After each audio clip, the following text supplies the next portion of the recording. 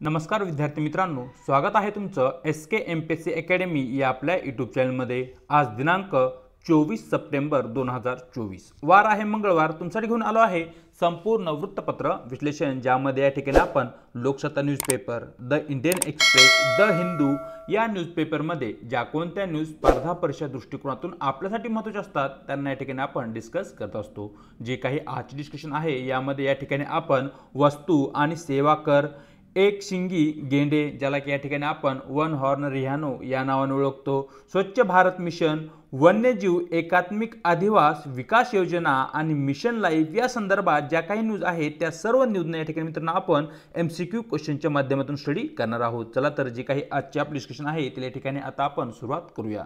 मित्रांनो, या ठिकाणी आजचा जो काही आपला पहिला प्रश्न आहे तो आहे वस्तू आणि सेवा करासंदर्भात। सरळ जो काही आपला प्रश्न आहे तो प्रश्न पाहूया। वस्तू आणि सेवा कर ज्याला की या ठिकाणी आपण GST म्हणतो, परिषदेच्या संदर्भात खालील विधाने विचारात घ्या। तर मित्रांनो, या ठिकाणी जे पहिलं विधान आहे ते आहे केंद्रीय अर्थमंत्री GST परिषदेचे अध्यक्ष म्हणून काम करतात।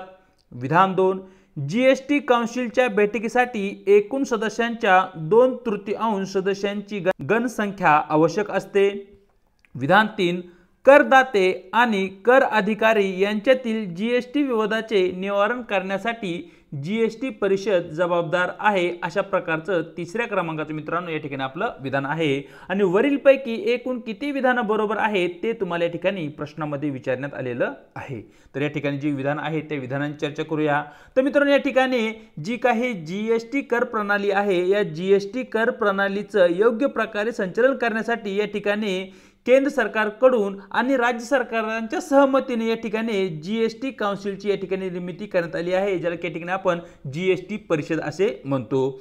ही जी GST परिषद आहे या GST परिषदेचे finance minister of central government म्हणजे जे काही केंद्र सरकारचे अर्थमंत्री आहेत ते या ठिकाणी या परिषदेचे अध्यक्ष म्हणून कार्य करतात।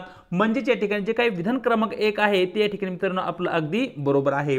या ठिकाणी जी काही GST परिषद आहे तिची मीटिंग मित्रांनो जेव्हा गरज असेल तेव्हा बोलवली जाते, म्हणजे ठराविक असा काळ या ठिकाणी त्या ठिकाणी देण्यात आलेला नाहीये। आणि या ठिकाणी जी काही मीटिंग आहे त्या मीटिंगची जी काही गणसंख्या आहे ती मित्रांनो 1/3 असलेली आपल्याला दिसते। तुम्हाला या ठिकाणी वाक्यामध्ये 2/3 देण्यात आले आहे, म्हणजे या ठिकाणी हे जे वाक्य आहे क्रमांक 2 चे ते या ठिकाणी आपलं चुकीचं ठरल।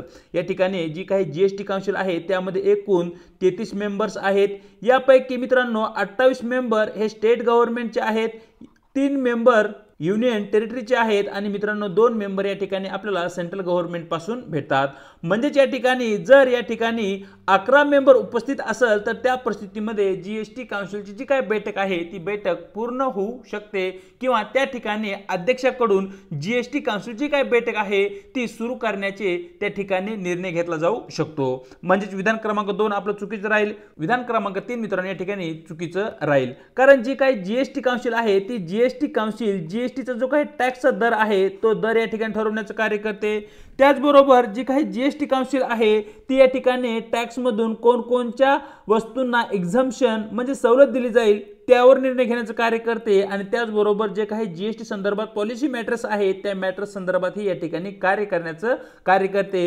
या ठिकाणी जो काही करदाता आणि कर अधिकारी आहे यांच्यामध्ये जर काही वाद असेल तर त्या वादाचे निवारण करण्याचा अधिकार या ठिकाणी GST काउन्सिलला नाहीये। म्हणजे विधान 3 या ठिकाणी आपलं चुकीचं असल्या कारणाने वरील 3 विधानापैकी केवळ क्रमांक 1 चे विधान म्हणजे एकूण 3 विधानामध्ये केवळ एकच विधान आपलं बरोबर असल्या कारणाने आपले योग्य उत्तर राहील पर्याय A। पाहूया प्रश्न क्रमांक 2 जो की मित्रांनो या ठिकाणी एक सिंगी गेंडे ज्याला की या ठिकाणी आपण वन हॉर्न रिहानो या नावाने ओळखतो। सरळ जो काही प्रश्न आहे तो प्रश्न पाहूया।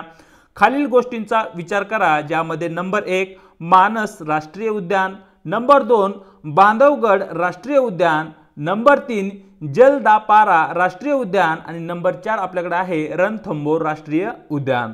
वर सूचित केलेल्या राष्ट्रीय उद्यानापैकी किती एक सिंगी गेंड्यांचे निवासस्थान आहे अशा प्रकारचा मित्रांनो या ठिकाणी आपल्याला प्रश्न विचारण्यात आलेला आहे। तर मित्रांनो या ठिकाणी जे काही आपल्या देशातील आसाम राज्य आहे हे आसाम राज्य एक सिंगी गेंड्यासाठी प्रसिद्ध आहे। या ठिकाणी आसाम राज्यातील जो काही काझीरंगा नॅशनल पार्क आहे या ठिकाणी मोठ्या प्रमाणावर एक सिंगी गेंडे आपल्याला आढळतात।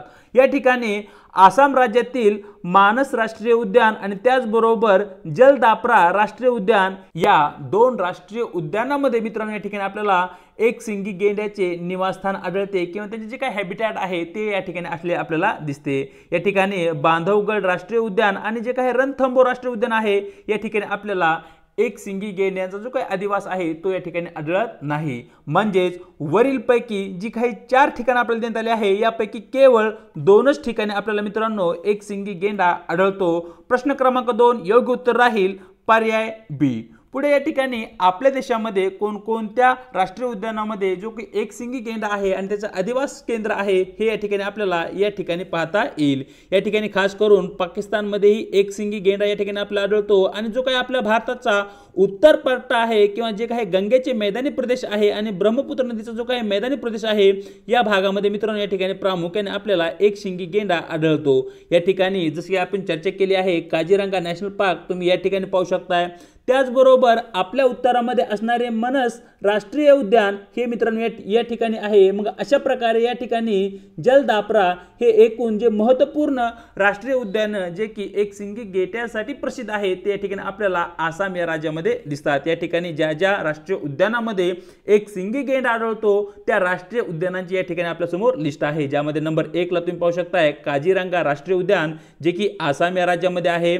पोबिटोरा वन्यजीव अभयारण्य आसाम या राज्यामध्ये आहे। मानस राष्ट्रीय उद्यान आसाम या राज्यामध्ये आहे। ओरंग राष्ट्रीय उद्यान आसाम राज्य। जलदापरा राष्ट्रीय उद्यान पश्चिम बंगाल।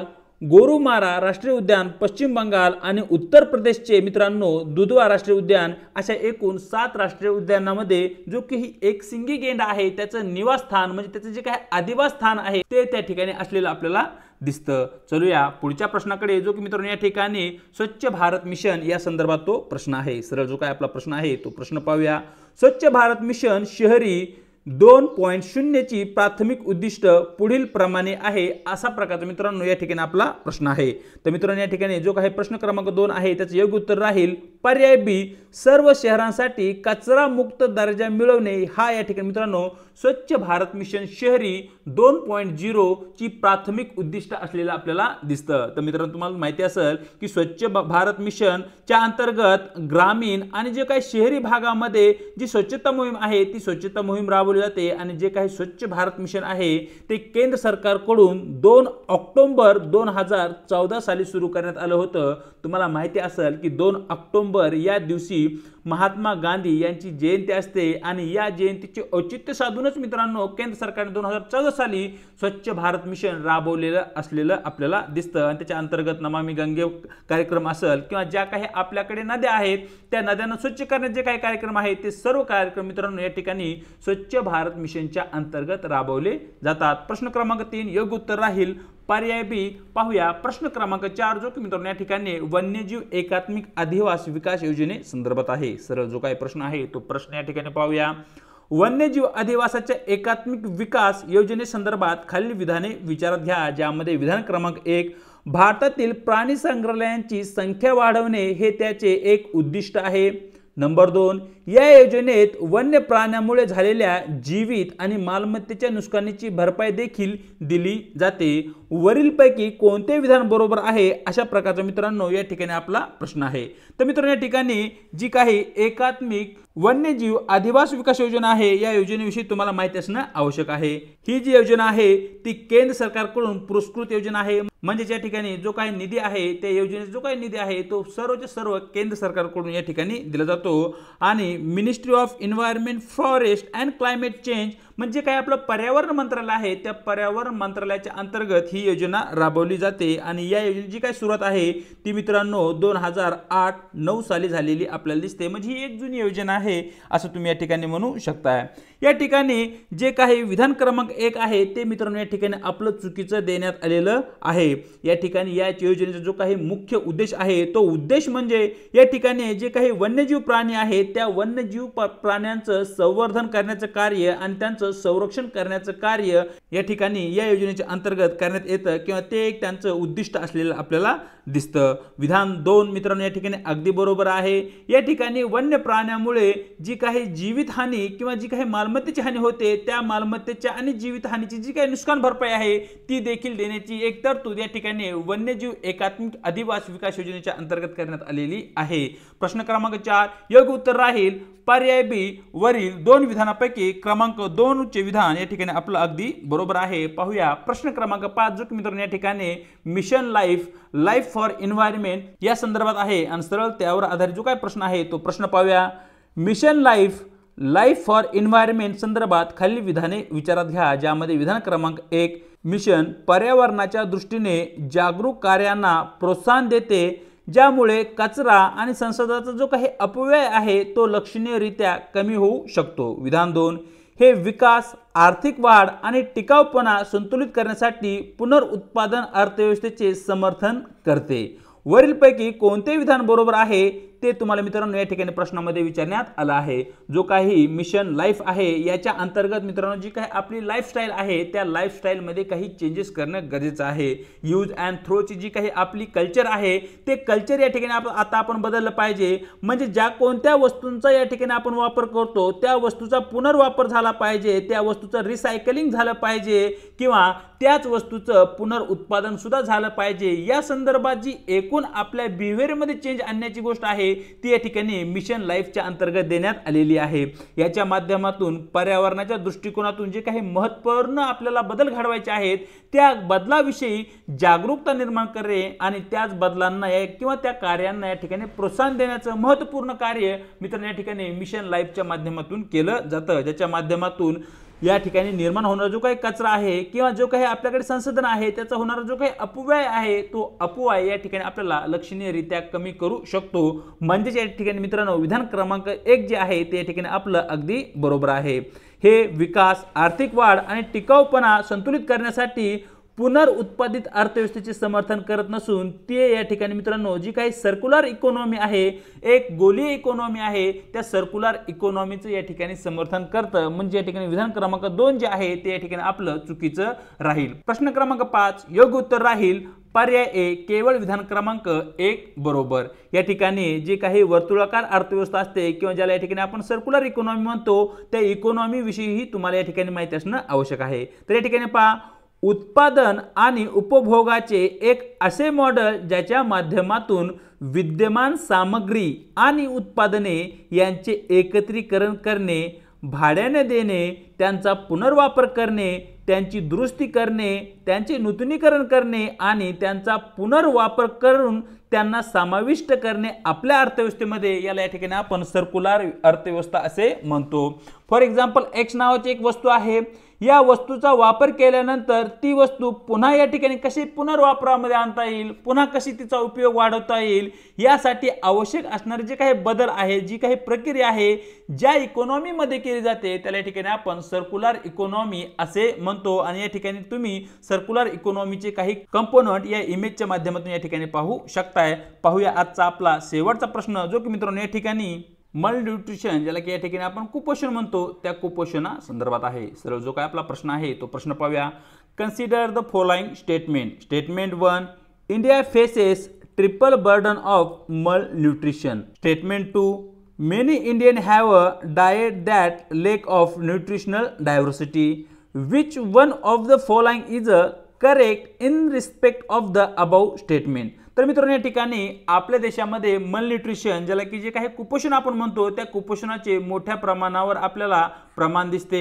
म्हणजे या ठिकाणी भारताकडून या ठिकाणी ट्रिपल बर्डन जे आहे मलन्यूट्रिशनचं ते या ठिकाणी सहन केलं जात आहे। आणि याच्या मागचे जे काही कारण आहे ते कारण म्हणजे या ठिकाणी जी काही आपली न्यूट्रिशनल डायव्हर्सिटी आहे आपल्या वेगवेगळ्या अन्न पदार्थांची वेगवेगळ्या न्यूट्रिशनल फूडची गरज असते आणि ते जे न्यूट्रियल फूड आहे ते आपल्या आहारामध्ये कमी प्रमाणात असल्यामुळे आपल्याकडे हे मलन्यूट्रिशनचा प्रॉब्लेम समोर आलेला आपल्याला दिसतोय। प्रश्न क्रमांक 6 योग्य उत्तर राहील पर्याय A both the statement 1 and statement 2 are correct and statement 2 is the correct explanation for the statement 1। तर अशा प्रकारे एकूण 6 प्रश्नांची मित्रांनो या ठिकाणी आपण चर्चा केली आहे आणि या ठिकाणी दिनांक 24 सप्टेंबरचं जे काही आपलं वृत्तपत्र डिस्कशन आहे ते पूर्ण झालं आहे असं या ठिकाणी मी जाहीर करतो। व्हिडिओ आवडला तर व्हिडिओ लाईक करा, आपल्या मित्रांसोबत शेअर करा आणि आपल्या लेक्चर सिरीजविषयी तुम्हाला काय वाटतं हे कमेंट बॉक्समध्ये नक्की कळवा। चॅनलवरती जर नवीन असाल तर चॅनलला अवश्य सबस्क्राईब करून घ्या। त्याचबरोबर व्हिडिओच्या डिस्क्रिप्शन बॉक्समध्ये देण्यात आलेली आपल्या टेलिग्राम चॅनलची जी काही लिंक आहे त्या ठिकाणी तुम्हाला आपले टेलिग्राम चॅनल सुद्धा जॉईन करायचे आहे, ज्याच्या माध्यमातून आपल्या प्रत्येक व्हिडिओच्या लिंक्स त्याचबरोबर स्पर्धा परीक्षेसंदर्भात महत्त्वपूर्ण ज्या काही घडामोडी आहेत त्या घडामोडीचीही तुम्हाला त्या ठिकाणी माहिती भेटेल आणि लवकरच या ठिकाणी आपल्या डिस्कशनची जी काही PDF फाईल आहे ती PDF फाईल ही मित्रांनो त्या ठिकाणी तुम्हाला अवेलेबल होऊन जाईल। आज इथेच थांबत आहोत, भेटूया एका नवीन व्हिडिओ सोबत।